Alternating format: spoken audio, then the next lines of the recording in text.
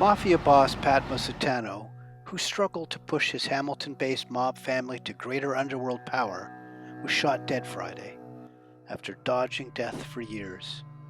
The mob reporter here from the scene of Musitano's gangland murder in Burlington, Canada.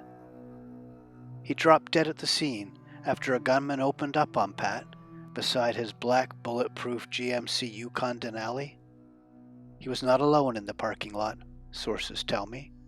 Pat was with two trusted insiders, his cousin, Pino Avignone, and a longtime mob associate, John Clary. After Pat was gunned down, I'm told, Avignone and Clary chased the gunman as he peeled away, apparently hitting the getaway car with their own car, but the lone assassin escaped. Clary was shot in the attack and is in hospital. The crime scene shows what was left behind. Pat's armored SUV is parked beside a black Mercedes sedan.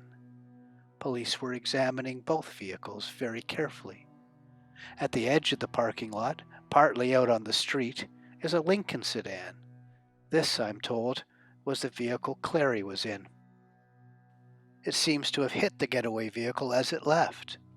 Perhaps the gunman shot at the Lincoln to stop the pursuit.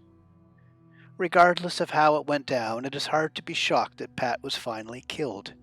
He knew he had enemies. Everyone did. Just a year ago, he was shot in an almost identical circumstance. He was beside the same armored SUV, visiting his lawyer's office in Mississauga. He took 4 bullets that day, including one to his head. Remarkably, instead of paralysis or brain damage, he was sitting up in a chair the next day, complaining of the hospital's food.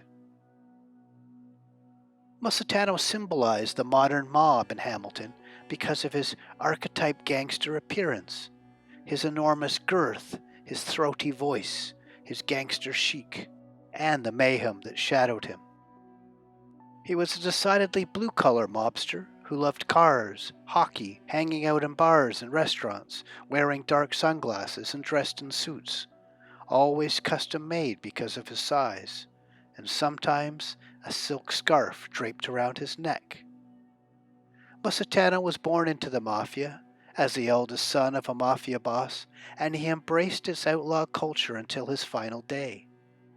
He knew exactly what his father, Dominic Musitano, was, and what his family name and lineage meant. When his father died after a heart attack in 1995, Pat Musitano took over the family business. He was more aggressive than his father.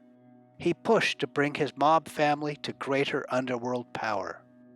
There were 2 mafia figures who stood in his way.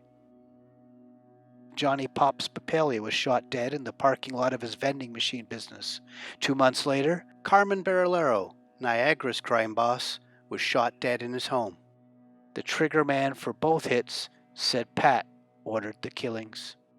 Pat then hitched his wagon to the burgeoning power of the Rizzuto crime family from Montreal. Under the Sicilian mobster Vito Rizzuto, it may have seemed a safe bet, but Pat's timing was terrible. He didn't get a chance to enjoy the spoils. Pat was arrested for the Papalia killing when Rizzuto took Ontario, and by the time he was released from prison, Rizzuto was extradited to the United States for the notorious murder of the 3 capos of the Bonanno family. The Rizzuto family was crippled, and the Calabrian gangsters who felt betrayed by Pat were taking power back. Everyone was waiting for Pat to meet gangland retribution. He dodged several attempts, but his luck ran out in the parking lot of a low-rent mall on a sweltering day in July.